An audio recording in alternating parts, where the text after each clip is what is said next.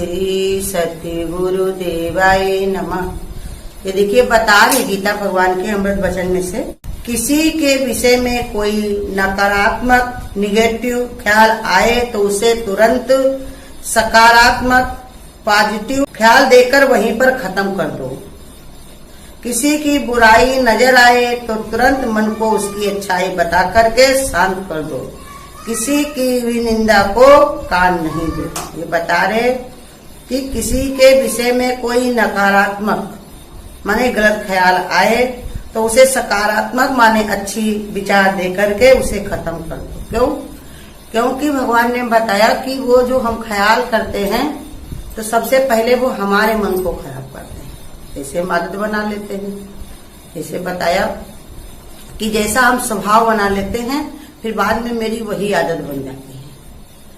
आदत बनने के बाद में मेरा वही स्वभाव में आ जाता है। जैसे बताया कि जब कोई भी कार्य को इंसान जब कोई कार्य करता है, कोई भी कार्य करने से पहले करने में उसको तो आदत बनानी पड़ती है, लेकिन वो आदत जब बन जाती है तब उसको छोड़ने में बड़ी मुश्किल पड़ती है। जैसे क्रोध को बताया कि क्रोध है, पहले तो हम कहते हैं ये हमको दिला देते हैं तभी हमको आती, इन्होंने ऐसे किया तब मुझको आ गया। लेकिन अगर हमारा ये स्वभाव बन गया तो हमें फिर दिलाने की जरूरत नहीं बनती, हमको उसे अच्छा लगने लगता।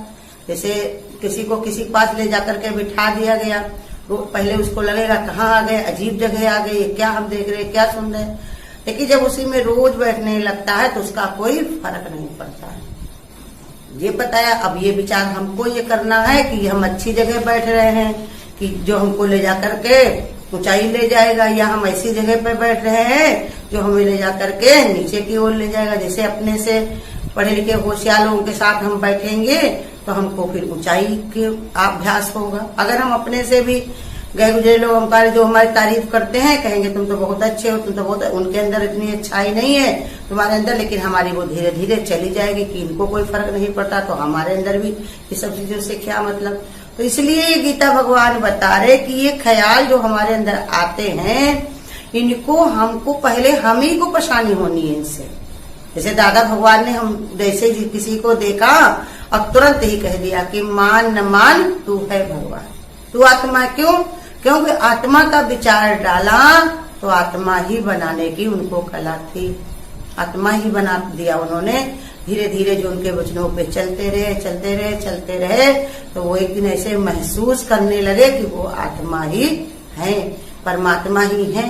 यही बता रहे हमारे गीता भगवान कि अगर कोई ऐसे नकारात्मक कोई विचार आते भी हैं, क्योंकि मन का स्वभाव है वो हर चीज आएगी इसके अंदर। गुरु कहते देखो घर है, अगर तुम खुला रखोगे तो इसमें दरवाजे में जो है शेर भालू कुत्ते भी घुसेंगे, भगाने के लिए डंडा भी तैयार रखो।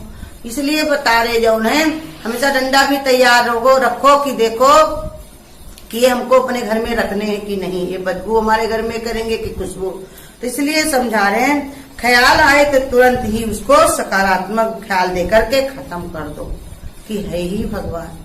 गुरु कहते चाहे कोई चोर हो, चाहे कोई डाकू हो, चाहे कोई पापी हो, दुराचारी हो, भले को वो कर्म के कारण ऐसा बना हुआ लेकिन भगवान उसमें भी है।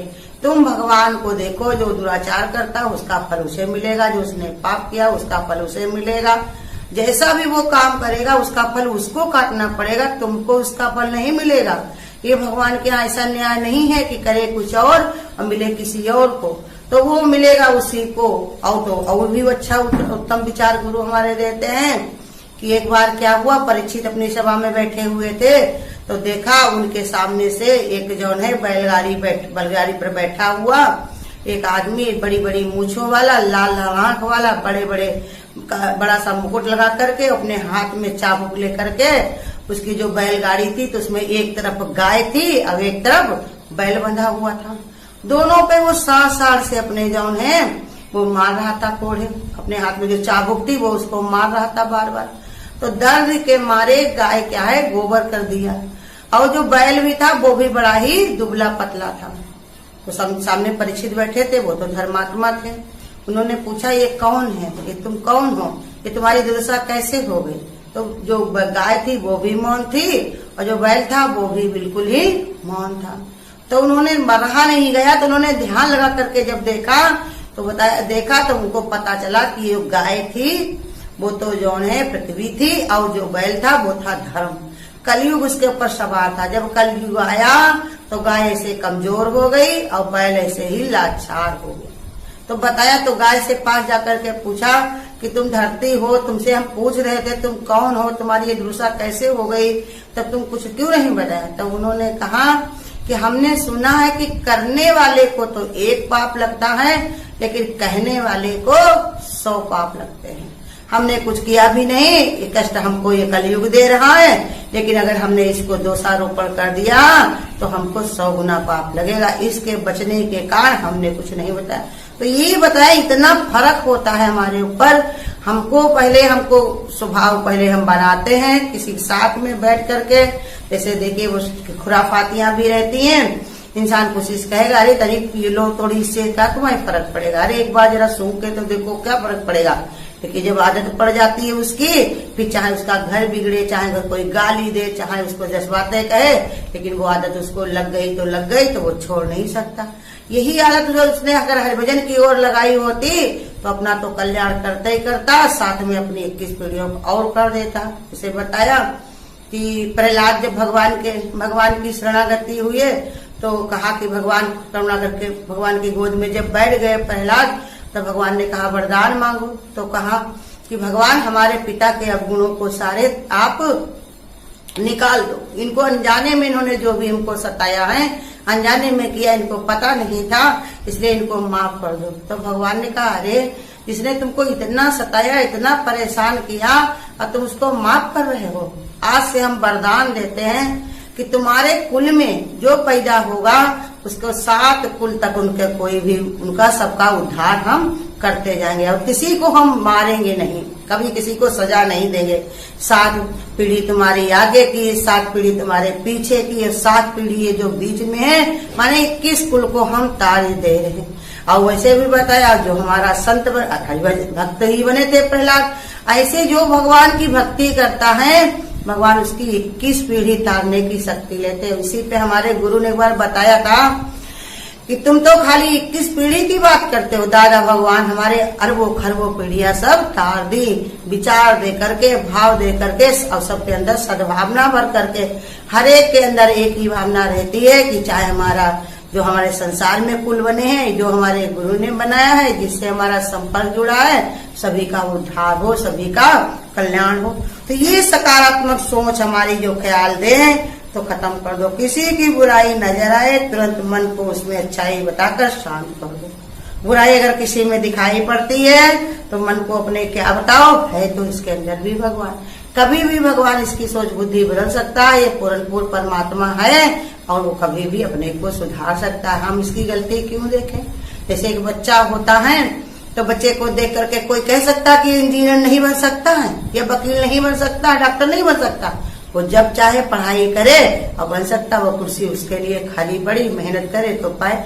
ऐसे ही बता रहे भगवान भी कि तुम भी किसी की बुराई ना देखो, क्योंकि सब भगवान है, तुम भगवान देखो। किसी की भी निंदा को कान मत दो। कहा कि देखो किसी की कभी अगर निंदा हो रही है तो उसे सुनने की कोशिश ना करो, क्योंकि जब तुम किसी की निंदा सुनोगे, निंदा करोगे, तुम्हारी भी निंदा होगी, तब तुमसे सुना नहीं जाएगा। उस पर से और जिस घड़ी नहीं भी हो रही है तब भी तुम्हारा मन तो खराब हो जाएगा। देखो कैसे सब ये बेईमानी होते हैं। अभी हम किसी से अच्छे से विचार बनाते ही हमको कितने प्रेम करते हैं, इनको मेरा कितना ख्याल है, इनको कितनी हमारी याद आती है। अब अगर कोई आकर झूठ मूठ ही हमसे कह दे कि तुमको वो देखो कैसे गाली दे रही थी, ऐसे कह रहे थे, सुनते ही तुम्हारे रोम रोम सब गुस्सा भर जाएगा। अरे हम तो इनको बड़ा अच्छा समझते थे, लेकिन इनके अंदर तो इस कान हमारे कान भी हमको क्या सुनने से भी हमारे विचारों को सब हिला देते हैं। जैसे रखी हुई कोई भी चीज हो, मक्खन जमा हुआ हो, अगर उसमें धक्का लग जाए तो क्या होगा, सब हिल जाता है, बिगड़ जाता है। ऐसे ही बना बनाया हमारा विचार सब बिगड़ जाता है। इसी पे गीता भगवान बता रहे हैं, किसी की बात को सुनने की कोशिश मत करो। और बहुत अच्छा बताया, कोई मुंह भी चला रहा हो तो क्या मालूम उनके मुंह में भिंडी फंस गई हो या उनके सोया फंसा हुआ हो। जो तो अपने लिए जीता है वो अहंकारी हो जाता है। प्रेम में कुर्बानी होती है, जो हर वक्त चिंता में डूबा रहेगा, अपने बारे में ही सोचेगा, वो किसी के दूसरे के प्यार कैसे करेगा। जिसको अपना ही खाली ख्याल रहता है, जैसे गीता में बताया कि अपने आप पकाने वाला वो अपने आप ही खा लेने वाला चोर कहलाता। माने स्वार्थ जिसके अंदर भरा रहता है तो वो भगवान ने बताया वो स्वार्थी इंसान चोर होता है। ये संसार सब अपना ही घर है, जिनके साथ हमारा संबंध है, सबका प्रारब्ध जुड़ा हुआ है। इसको कहा मिल बांट कर खाए, उसे इंसान कहते हैं, उसे भगवान कहते हैं। तो इसलिए बताया जो अपने लिए जीता। कुछ लोग ऐसे जिंदगी जीते हैं सिर्फ अपना ऐश आराम, खाना पीना, अपना ही दावा, और किसी के बारे में कुछ भी सोचने की जरूरत नहीं रहती। तो उनका आना जाना सब व्यर्थ है। ये उनका अहंकार उस दिन टूटेगा जिस दिन वो लगते तो बहुत हम सोचते हैं बहुत ही अच्छे, लेकिन उनको भी किसी जरूरत पड़ेगी, चार कंधों पर ही जाएंगे। प्रेम में कुर्बानी होती है। जो हर वक्त चिंता में डूबा रहेगा वो उसके बारे में ही सोचेगा। जो हर समय चिंता में पड़े रहते हैं वो कितना सोच पाते हैं, बस अपने लिए। और जो संसार की चिंता करना, जैसे हम लोग कहेंगे उनको ऐसी बीमारी हो गई है भयानक, चिंता के कारण वो बहुत परेशान रहते हैं। उनको चिंता नहीं है, बीमारी हुई तो बीमारी को अपनी वो ठीक करे, इस बात की चिंता करे, ना कि ये चिंता करनी है कि अब क्या होगा। अब ये चिंता करके कि हमारे वजन कितना कर ले, अपने घर के लिए कितना कार्य कर डाले, अब हमारे पास समय कम रह गया है, तो इसलिए वो चिंता करनी। लेकिन ये चिंता करके हमसे कुछ होता नहीं, हम उसे कर नहीं सकते, अब तो हम मरने वाले हैं, तो ये चिंता करने की जरूरत नहीं है। ये उल्टा उनका विचार रहता है। वो अपने आप चिंतित हो करके दूसरों को भी परेशान करते हैं कि देखो हमको बड़ा गम है, परेशानी है। गुरु कहते कौन गम है, सबको एक दिन भगवान के पास ही जाना है। और शरीर तो हमारा ये जड़ है, इसमें कभी भी कुछ भी हो सकता है, इसके लिए कोई गारंटी नहीं है। तो इसीलिए समझा रहे गुरु दादा गीता भगवान कि जो इसी में रहता है और जिसके अंदर प्रेम कुर्बानी होती है, प्रेम में कुर्बानी होती, जो हर वक्त परमात्मा में जुड़ा रहता है, जिसके अंदर प्रेम होगा तो वो कुर्बानी देगा जरूर। प्रेम न बारी उपजे, प्रेम न हाट बिकाए, और राजा प्रजा जो कोई तो शीश दे ले। प्रेम का पहला सबक यही होता है कि तुम उसी के स्वरूप हो जाओ, उसी के लिए जीना सीख जाओ। प्रेम का अगर हम शब्द भी जानते हैं तो प्रेम स्वरूप हो जाए, जिससे हम प्रेम करें उसी के रूप, उसी के स्वरूप हो जाए। अंततः हम प्रेम तो बहुत करते हैं, लेकिन एक बार हम उसके लिए सोचते नहीं है, तो ये प्रेम नहीं है। संसार में लोग ऐसे प्रेम करते हैं कि हम तुमसे प्रेम करते हैं, लेकिन सब हमको तुम हमारे आगे पीछे ही रहो, जो हम चाहे वही करो। वो प्रेम नहीं है। प्रेम का मतलब ये है तुमसे प्रेम करते, तुम जो चाहो वो हमसे लो। हम लोग ऐसे प्रेम करते हैं। और ये बताया दान कैसे करते हैं। कई पंडित जी जो थे, एक पंडित जी जो थे, तो राजा ने उन पंडित जी को गाय दान की और कहा कि गाय तो हम तुमको दे रहे हैं, लेकिन जब इसका दूध हुआ करे तब हमको दे जाना। तो पंडित जी ने कहा कि जब गाय तुमने हमको दी, हम ही इसकी सेवा करें, देख रेख करें, खिलाएं, और दूध हो वो तुमको दे जाए तो हमें फायदे क्या होगा।